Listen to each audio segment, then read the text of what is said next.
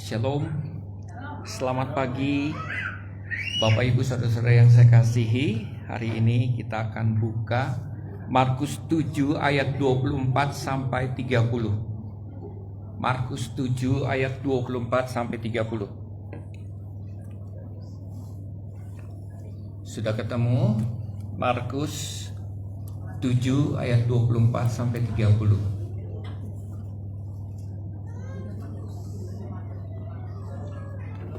Sudah ketemu?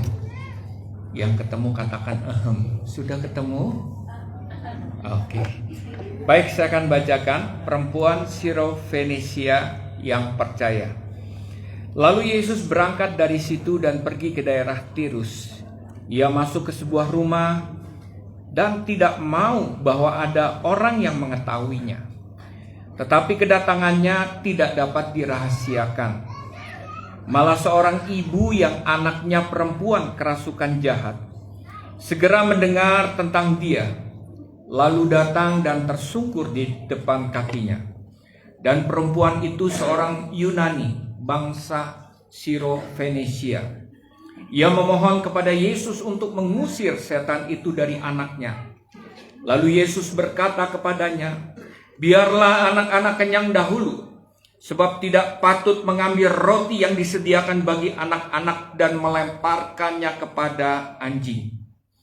Lalu perempuan itu menjawab, "Benar Tuhan, tetapi anjing yang di bawah meja juga makan remah-remah yang dijatuhkan anak-anak." Maka kata Yesus kepada perempuan itu, "Karena kata-katamu itu, pergilah sekarang, sebab setan itu sudah keluar dari anakmu." Perempuan itu pulang ke rumahnya, lalu didapatinya anak itu berbaring di tempat tidur, sedang setan itu sudah keluar. Sekali lagi, shalom, selamat pagi Bapak Ibu Saudara-saudara yang saya kasihi. Senang sekali saya bisa melayani di tempat ini. Oleh anugerah Tuhan, sudah lama saya tidak melayani di tempat ini. Minggu yang lalu saya beritahu Pastor Miller, bolehkah saya beribadah melayani di tempat ini? Dijawab oleh Pastor Miller, silahkan ya. Saya datang ke sini bukan karena revival, dan saya tidak tahu kalau malam kemarin itu ada revival Philip Mantova. Tapi saya percaya semuanya ini oleh karena anugerah Tuhan dan rencana Tuhan. Ada amin. Bapak Ibu Saudara-saudara yang saya kasihi, beberapa bulan yang lalu ya, ada revival di Jakarta. Tapi bukannya hamba Tuhan yang mengadakan revival seperti Pastor Philip Mantova, tapi ada seorang ibu dari Kalimantan yang dikenal dengan Ibu Ida Dayak ya. Jadi dia datang ke Jakarta tiba-tiba ya, dan yang hadir tanpa diundang itu, yang hadir ribuan orang setiap hari ya.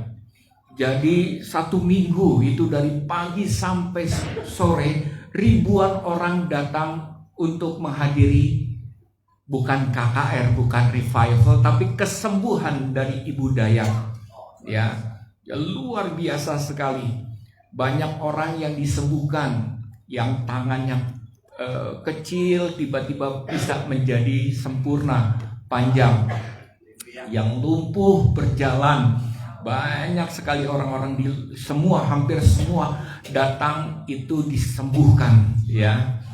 Bapak Ibu Saudara-saudara yang saya kasihi, melihat mendengar itu, saya datang atau tidak kira-kira? Orang-orang Kristen datang atau tidak? Kenapa tidak? Ya, kenapa? Di sini siapa yang sakit? Kalau yang sakit pasti datang ke Ibu Dayak. Ibu Ida Dayak itu pasti disembuhkan. Ya. Saya tidak datang ke Ibu Ida Dayak karena apa? Karena teringat dengan perkataan Tuhan Yesus. Jadi ketika Tuhan Yesus memberi makan 5.000 orang, ya, setelah itu dia menyuruh murid-muridnya untuk pergi ke seberang danau ke markas mereka yang namanya Kapernaum.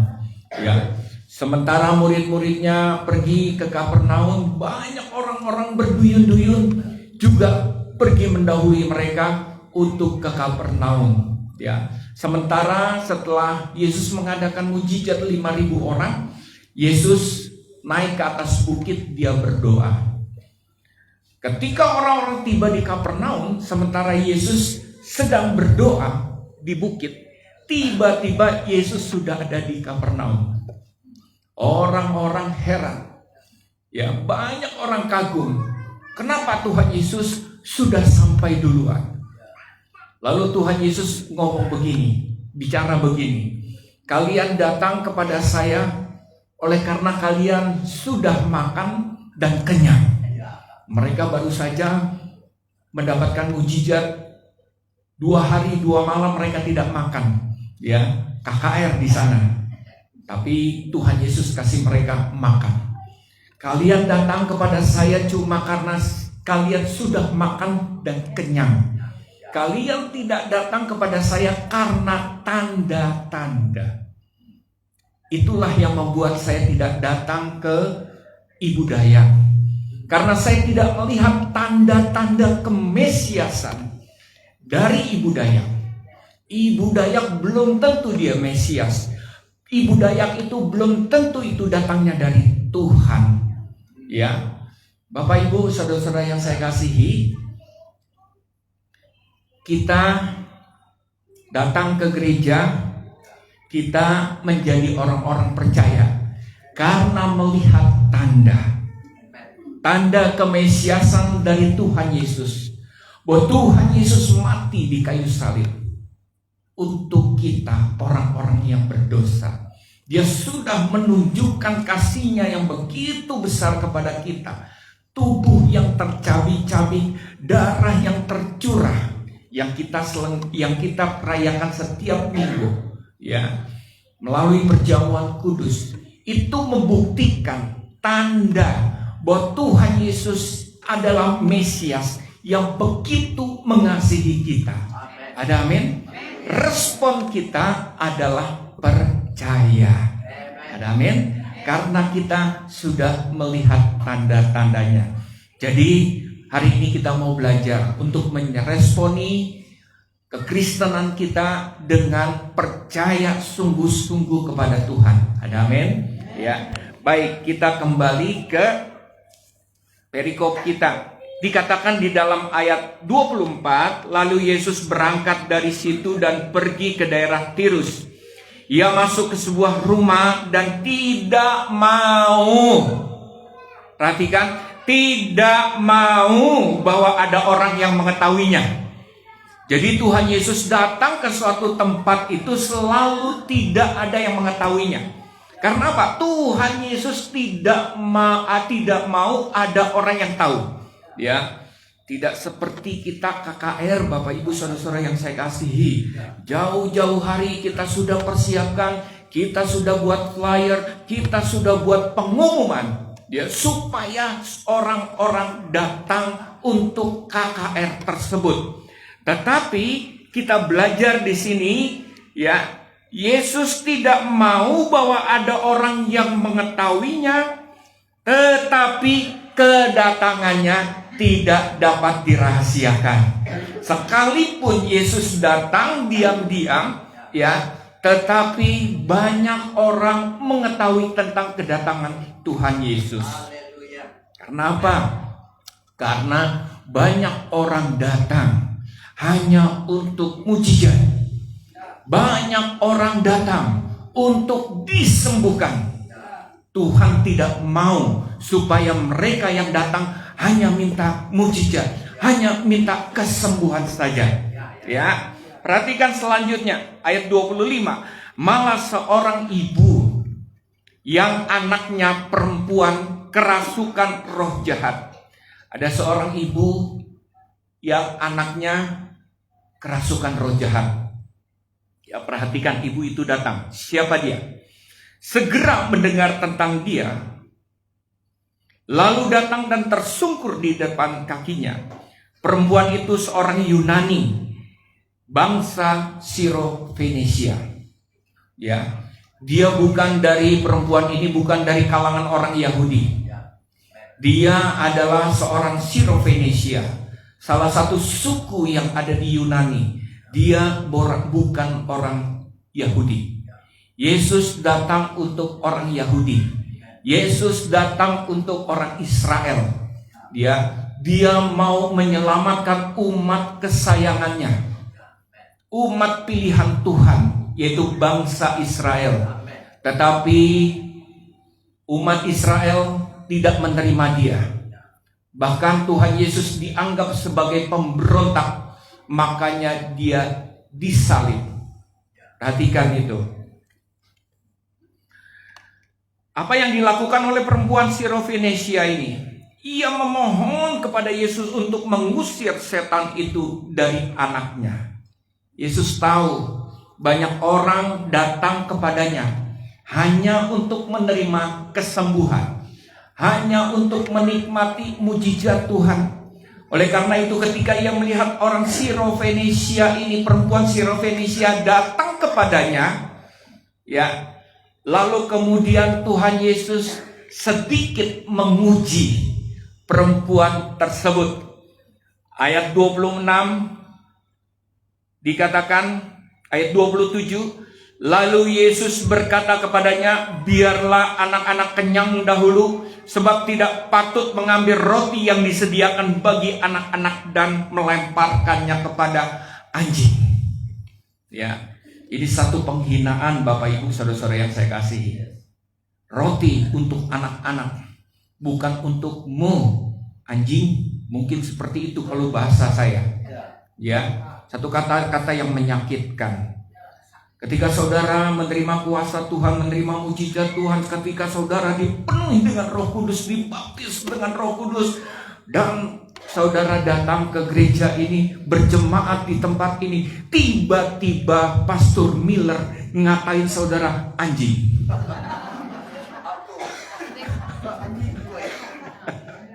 Kira-kira saudara bertahan atau enggak? Baik, Pastor. Masih banyak gereja-gereja yang lain.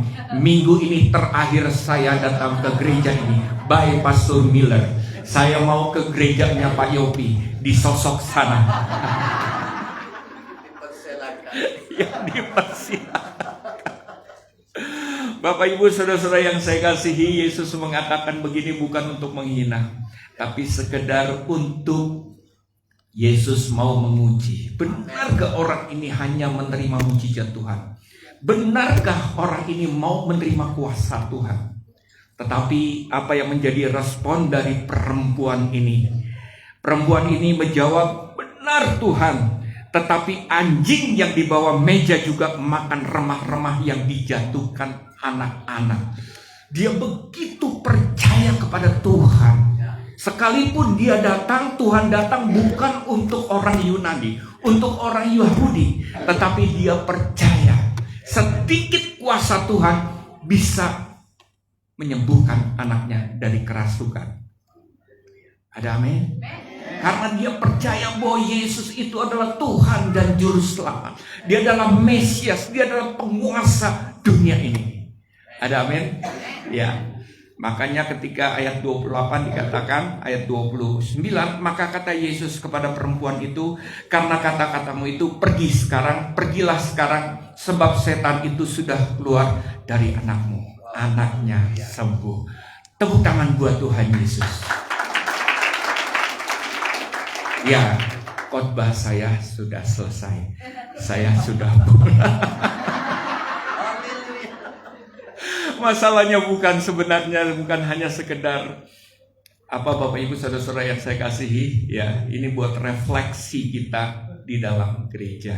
Ya, saudara datang ke gereja, hasilnya, responnya saudara harus sungguh-sungguh percaya kepada Tuhan. Amen. Ada amin? Tuhan itu punya kuasa, Tuhan itu bisa diandalkan, Tuhan itu menyertai kita perjalanan kehidupan kita. Ada amin? Sungguh-sungguh Tuhan itu adalah segala-galanya dalam kehidupan kita, bukan uang. Ada amin? Ya, bukan uang segala-galanya dalam kehidupan kita. Memang segala-galanya memerlukan uang. Tapi uang bukan segala-galanya dalam kehidupan kita. Dia adalah Tuhan dan Juru Selamat yang menyertai kehidupan kita. Tadi saya bincang-bincang, ditanya sama Pastor Miller, saya punya sekolahan. Sekarang ini muridnya sudah hampir 300 orang. Ya, gurunya kalau dengan karyawan-karyawan lain 30 orang. Kata Pastor Miller, wah pasti gereja mengambil bagian. Tidak, gereja sudah tidak mengambil bagian. Tidak ada sponsor yang tetap. Ya, jadi saya hidup sungguh-sungguh mengandalkan Tuhan. Ya, dan saya mengalami Tuhan di dalam kehidupan saya. Dan saya percaya dan saya sudah membuktikan Tuhan itu tidak pernah meninggalkan dan membiarkan saya. Seperti Ibrani 13 ayat 5c. Tuhan itu menolong saya. Ya, Tuhan itu selalu ada di dalam setiap kesempatan, kesulitan kehidupan saya. Dia selalu menyertai saya. Ya. Saya selalu katakan bahwa kehidupan saya itu berpegangan kepada Mazmur 37 ayat 25. Dikatakan Tuhan tidak pernah meninggalkan orang benar. Setiap kita berbuat benar, yaitu percaya apa yang Tuhan katakan di dalam kehidupan kita, maka Tuhan tidak pernah meninggalkan kita. Ada amin? Setiap yang diperintahkan Tuhan dalam kehidupan saya, itu yang saya lakukan di dalam kehidupan saya. Dan apa yang terjadi Bapak Ibu Saudara-saudara yang saya kasih, benar seperti apa yang dikatakan firman Tuhan. Orang benar tidak pernah ditinggalkan Tuhan, dan anak cucunya minta-minta roti.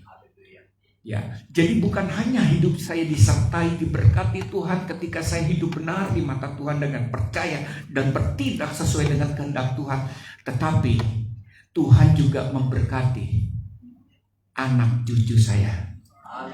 Amin. Ya, anak saya pernah sharing di sini, umur 19 tahun sudah jadi pilot pesawat udara. Sekarang dia sudah umur 28 tahun. Dia kerja di Filipina. Ya, menjadi seorang pilot. Umur 25 tahun sudah punya rumah. Mobilnya pun juga mobil Eropa, Mercedes. Ya.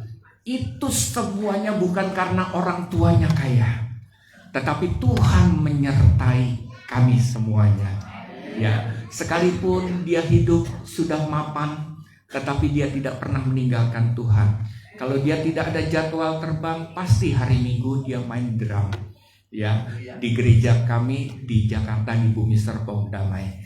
Itu sedikit kesaksian saya bahwa Tuhan kita tidak pernah meninggalkan kita. Ada amin? Tuhan selalu menyertai kita, asalkan kita percaya dan taat apa yang Tuhan katakan di dalam kehidupan kita. Ada amin? Ya. Naaman datang ke Elisa. Dia mau disembuhkan dari sakit kustanya. Naaman berkata, kamu harus mandi di Sungai Yordan 7 kali. Naaman ngamuk, marah sekali. Karena apa? Tidak adakah sungai-sungai yang lain yang lebih baik dari Sungai Yordan? Tapi karena itu yang diperintahkan Tuhan, mandi di sungai 7 kali. Dan akhirnya Naaman taat pada perintah Tuhan. Dan Naaman disembuhkan oleh Tuhan. Ada amin? Petrus bisa berjalan di atas air. Karena apa? Tuhan Yesus perintahkan untuk berjalan. Maka Petrus taat kepada apa yang diperintahkan Tuhan. Dan dia bisa berjalan di atas air. Bapak Ibu Saudara-saudara yang saya kasihi, ya, menjadi orang Kristen bukan hanya sekedar menikmati mujizat Tuhan, kuasa Tuhan dalam kehidupannya, tapi kehidupan kita dirubah untuk benar-benar sungguh-sungguh percaya kepada Tuhan. Ada amin? Saya mungkin bisa berkhotbah di tempat ini dan pulang khotbah dari sini, dari ibadah ini, Bapak Ibu bisa percaya kepada Tuhan. Ya, saya percaya kepada Tuhan. Tetapi di dalam kehidupan kita sehari-hari tidak menunjukkan kita menjadi orang percaya. Ya, masalahnya begini. Bapak Ibu, kita buka Matius 22. Ya. Tadi kita berbicara masalah orang percaya. Kali ini kita berbicara tentang orang-orang Kristen yang ada di gereja. Agak sedikit keras, nggak apa-apa Pastor ya. Oke. Ini perumpamaan tentang perjamuan kawin. Ya. Jadi raja mengadakan perjamuan kawin. Ya. Raja kami, Presiden Jokowi, baru saja menikahi anaknya yang namanya Gibran apa Kaisang. Ya.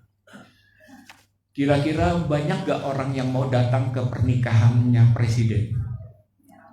Banyak sekali. Saya berharap saya diundang. Tapi siapakah saya ini?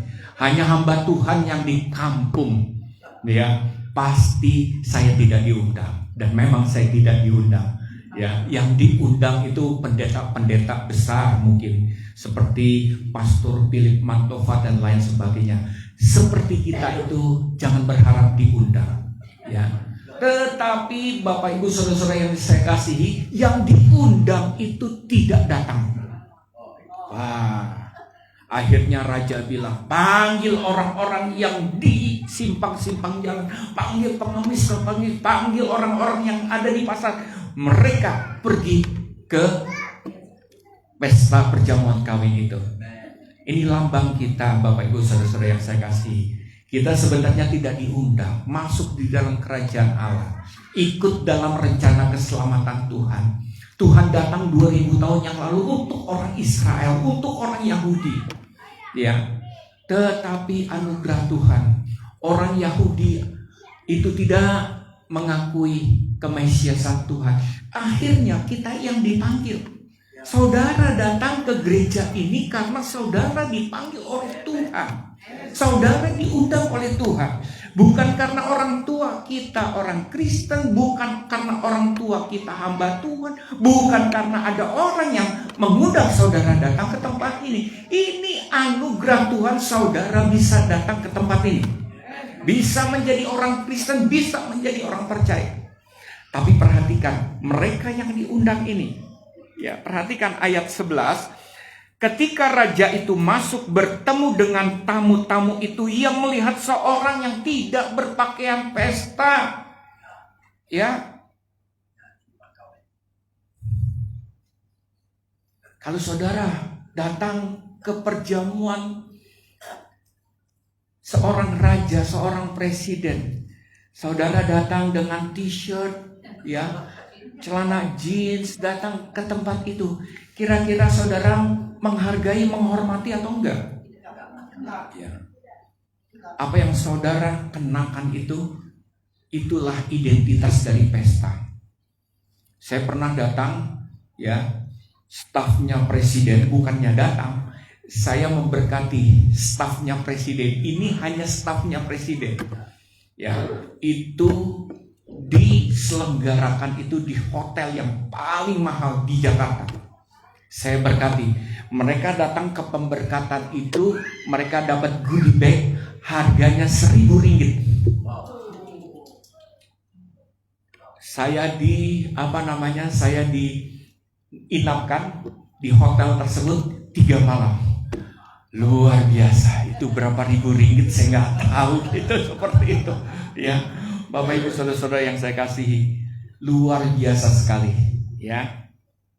Nah, ketika mereka yang datang ke pesta itu, kita sudah bisa melihat pesta itu adalah pesta orang yang terkenal, orang kaya, atau pesta orang biasa-biasa saja. Dari mana? Ketika tamu-tamu datang ke hotel tersebut, Mereka naik mobil-mobil yang mahal, kereta-kereta yang mahal-mahal. BMW, Mercedes, Toyota, Alphard, dan lain sebagainya. Mereka datang dengan pakaian-pakaian yang resmi. Mereka pakai jas, tidak ada yang pakai t-shirt. Bapak Ibu saudara-saudara yang saya kasihi, ya, apa yang saudara kenakan, itulah identitas dari saudara sebagai anak-anak Tuhan, sebagai orang-orang percaya. Dan saudara juga bisa mengangkat nama Tuhan, mempermuliakan nama Tuhan di dalam kehidupan saudara. Ya, banyak orang datang ke gereja tetapi hidupnya tidak berubah, tidak mengenakan pakaian pesta. Yang mabuk masih suka mabuk, yang berjudi masih suka berjudi, yang berbohong masih suka berbohong, berdusta. Ya, tidak ada akuntabilitas di dalam kehidupannya, tidak mencerminkan hidup sebagai orang percaya, hidup sebagai anak-anak Allah. Justru hidupnya mempermalukan Tuhan. Kalau hidup saudara dengan pertolongan Roh Kudus dan lahir baru, hidup saudara tidak sungguh-sungguh berubah, dan hidup kita sama seperti orang dunia. Kita sama juga seperti orang yang diundang ke pesta perkawinan tetapi tidak mengenakan pakaian pesta. Tuhan mau hidup saudara dan saya sebagai orang yang percaya, hidup yang radikal, yang berubah total, hidup bagi Tuhan, hidup yang meninggalkan dosa kita. Ada amin? Itu yang pertama.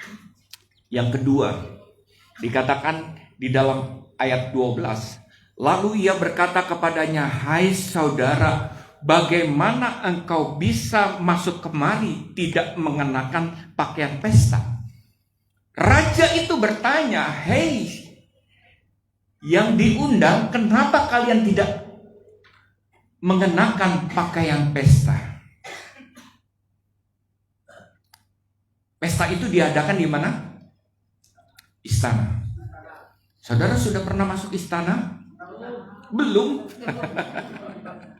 Istana bukan seperti gereja ini, bukan seperti rumah-rumah kita. Ya, istana dari depan, dari halamannya saja sudah dijaga. Kalau kita bilang itu guardnya itu pas pampres, pasukan pengaman presiden, luar biasa sekali. Jangankan masuk, kita lewat, ya, jalan kaki di halaman atau di pagar istana, mungkin kita sudah diusir, dan kalau kita tidak mau pergi, kita mungkin ditembak. Ya, dijaga ketat sekali. Ada pesta dan orang yang tidak mengenakan pakaian pesta masuk. Dia pengemis, dia tetap menggunakan pakaian pengemis. Kira-kira ditanyain atau enggak? Ditanya atau enggak oleh pas pampres itu, oleh guard itu? Hei, mau kemana kamu? Kira-kira diusir atau enggak? Diusir. Ya, kenapa?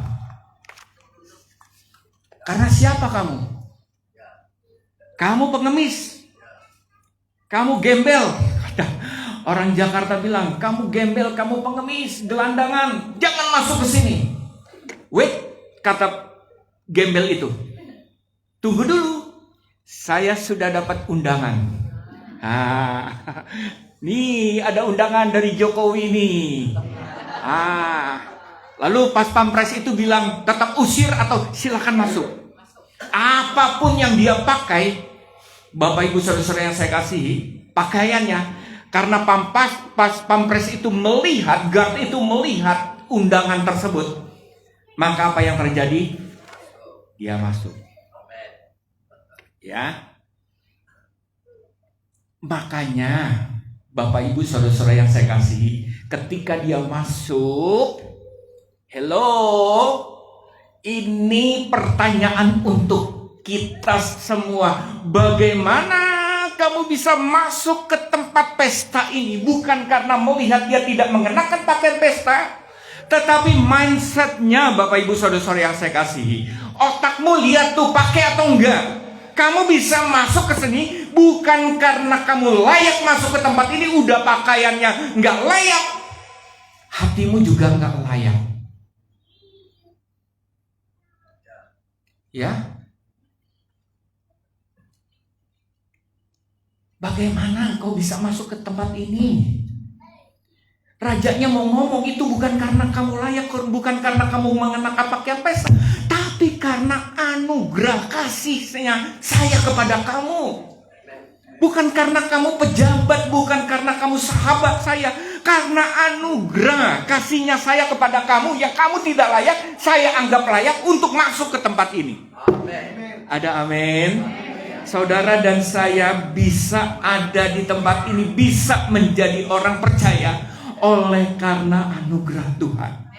Bukan karena rutinitas, bukan karena kewajiban saudara menjadi orang Kristen akhirnya setiap minggu ke gereja, tapi kita hidup semata-mata oleh karena anugerah dan kasih Tuhan terjadi dalam kehidupan kita. Amin. Selanjutnya, udah ditanyain begitu, hidupmu udah ngomel-ngomelin. Ya, ngomel-ngomelin apa? Kalau bahasa Jawanya diseneni itu, dimarah-marahi. Ya, cakap-cakap saya bisa dimengerti kah? Sekalipun menurut saudara lucu ya. Oke, udah dimarah-marahin, ya, udah nggak pakai pakaian pesta, udah tidak mengakui anugerah gitu ya. Lalu ia berkata, ayat 12, bagaimana engkau masuk kemari dengan tidak mengenakan pakaian pesta? Tetapi orang itu, apa? Tetapi orang itu, Alkitab katakan, diam saja. Sama-sama katakan diam saja. Yang itu banyak terjadi di dalam gereja. Orang datang ke tempat ini cuma datang, duduk, diam, dengar, duit, pulang, diam saja. Banyak orang Kristen tidak bergerak. Banyak orang Kristen yang hanya menemukan zona nyaman ketika mereka ibadah, ketika mereka revival. Mereka diam saja, tidak melakukan apa-apa. Yang melakukan apa-apa itu Pastor Miller. Yang melakukan apa-apa itu adalah pengerja di tempat ini. Saudara datang hanya sebagai penonton, diam saja. Ya, yang lebih parah lagi sudah datang duduk diam, ya, tidak ikut di dalam pekerjaan Tuhan. Tidak memberikan persepuluhan, tidak berdoa. Ya sudah, saudara datang diam saja. Itulah keadaan gereja Bapak Ibu Saudara yang saya kasihi. Lalu karena orang ini tidak pakaian pesta, lalu tidak mengakui anugerah Tuhan, mereka pasif diam saja. Ini bukan di luar, ini di dalam pesta, ini di dalam gereja. Ditemukan seperti itu. Lalu ada anugerah pengampunan. Ya sudahlah, Tuhan permisif terhadap apa yang dilakukan oleh gereja seperti ini. Tuhan ampuni atau enggak? Wih.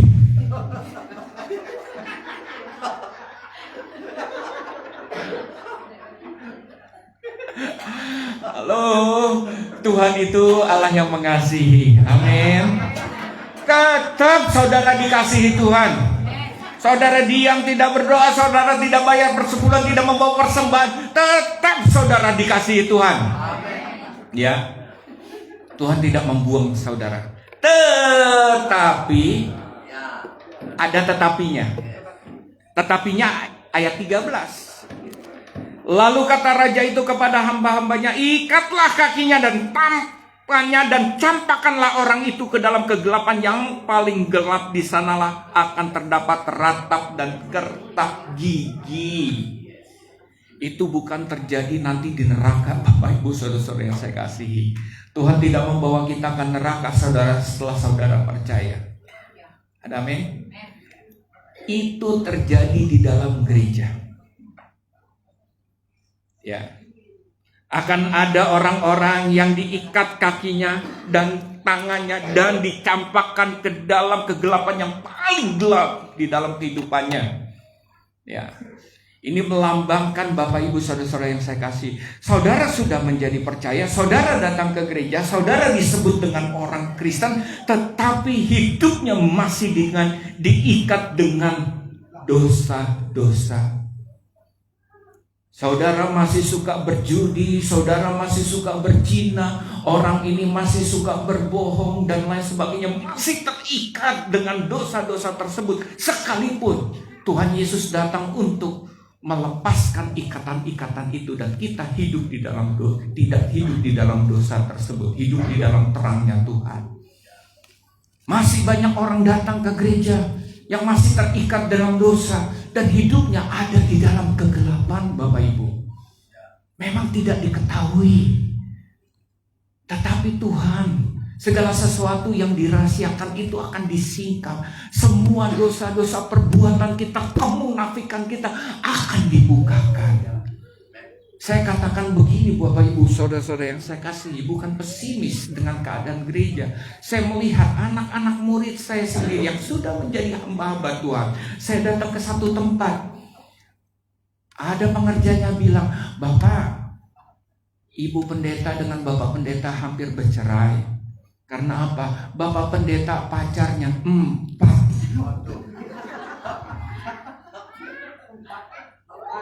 lagi." Ya, seperti itulah kehidupan orang-orang Kristen, Bapak Ibu Saudara-saudara yang saya kasihi.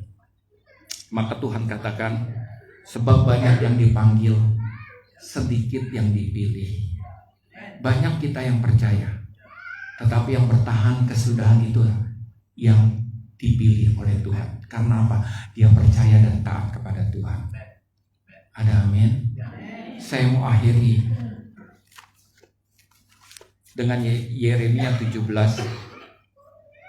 ayat 5 sampai 8.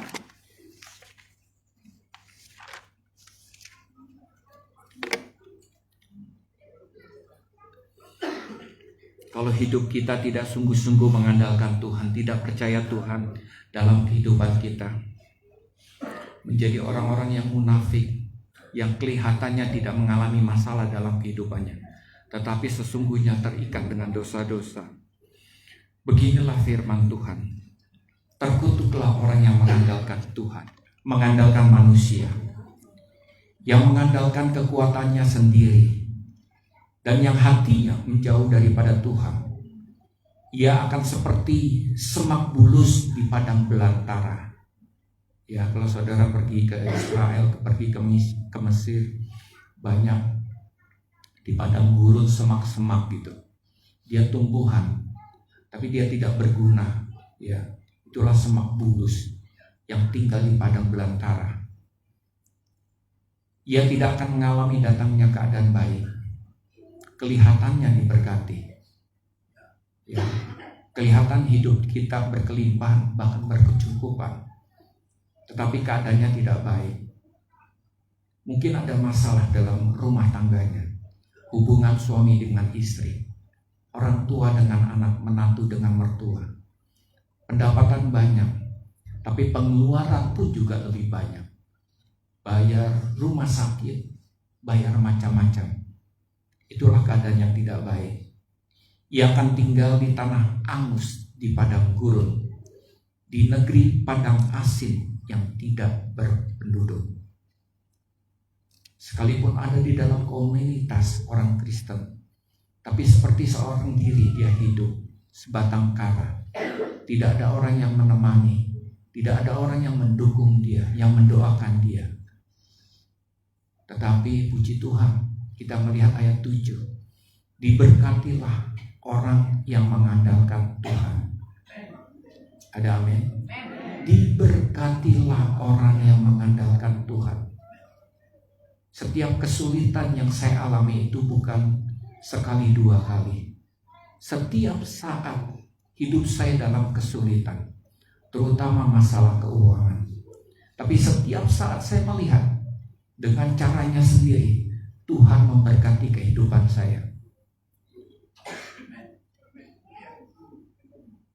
Yang menaruh harapannya pada Tuhan, ia akan seperti pohon yang ditanam di tepi air. Itulah kehidupan orang yang diberkati Tuhan. Ya, dia terus bertumbuh dan bertumbuh. Dia tetap konsisten. Dia berkomitmen. Tidak, sekarang kita lagi habis KKR, nanti beberapa bulan lagi down, ikut lagi KKR, ikut lagi revival, up lagi, up and down, up and down. Ya, perhatikan kehidupan yang bagaimana selanjutnya, yang merambatkan akar-akarnya ke tepi batang air. Ya, mengakar hidupnya. Dan yang tidak mengalami datangnya panas terik, yang daunnya tetap hijau, yang tidak khawatir dalam tahun kering, dan yang tidak berhenti menghasilkan buah. Amin. Yang tidak berhenti menghasilkan buah. Ini bukan hanya berbicara masalah buah pelayanan. Ya, banyak buah-buah yang akan kita hasilkan. Itu saya alami. Tetapi juga keturunan kita, anak cucunya tidak akan ditinggalkan Tuhan. Saya punya satu visi, satu misi. Ketika saya menyelenggarakan sekolahan, ada sekolahan, ada setiap tahun itu anak-anak baru datang, dan anak-anak itulah yang dititipkan Tuhan. Untuk apa? Hidupnya berubah. Saya bukan hanya kualitas akademik yang saya ajarkan di dalam sekolah tersebut, tetapi Christian worldview. Hidup mereka berubah untuk menjadi serupa dengan Tuhan Yesus. Makanya saya anggap sekolahan itu adalah salah satu ladang pelayanan Tuhan. Ya, yang saya bisa menunjukkan buahnya di dalam kehidupan saya. Dan saya percaya hidup saya adalah orang yang dipilih oleh Tuhan. Ya, demikian juga saudara, saya percaya ketika saudara taat kepada apa yang dikatakan Tuhan dan percaya sungguh-sungguh sebagai respon saudara untuk hidup sungguh-sungguh kepada Tuhan, maka hidup kita akan berbuah bagi kemuliaan Tuhan. Mari kita berdoa. Bapa di dalam surga, pada hari ini kami belajar dari perempuan Sirofenisia. Dia tidak meresponi dengan apa yang dikatakan oleh Tuhan Yesus yang sedikit menghina, tapi dia melihat tanda-tanda bahwa Yesus adalah Mesias, sungguh-sungguh juru selamat bagi kehidupannya. Dan kami percaya Tuhan, hari ini kami juga meresponi firman Tuhan. Kami juga mau percaya sungguh-sungguh, tidak seperti orang yang diundang dalam perjamuan kawin, tidak berpakaian pesta, tidak menghormati anugerah yang dimilikinya, dan bahkan diam saja. Kami tidak mau Tuhan datang ke gereja, tapi hidup kami masih belum berubah, terikat dengan dosa-dosa. Oleh karena kami tidak meresponi firman Tuhan, hari ini Tuhan, kami yang datang dengan sakit, karena kami percaya Tuhan sembuhkan kami. Yang miskin Tuhan perkaya, yang berbeban berat Tuhan angkat beban kehidupan, yang mengalami jalan buntu Tuhan bukakan jalan untuk setiap orang-orang yang mengalami kesulitan di dalam kehidupannya. Bahkan Tuhan menolong setiap keluarga yang ada di tempat ini. Hubungan suami istri dipulihkan, orang tua dengan anak dipulihkan, menantu dengan mertua juga dipulihkan. Terima kasih Tuhan, Kau sudah hadir dan terus Tuhan bekerja di dalam gereja ini Tuhan, sehingga gereja ini terus bertumbuh bagi kemuliaan Tuhan. Akan ada banyak jiwa-jiwa yang datang ke tempat ini yang hidupnya memuliakan Tuhan dan hidupnya dipakai bagi kemuliaan Tuhan. Terima kasih Bapa. Di dalam nama Tuhan kami Yesus Kristus kami berdoa dan mengucap syukur. Semua kita yang percaya berkata amin. Beri kemuliaan buat Tuhan.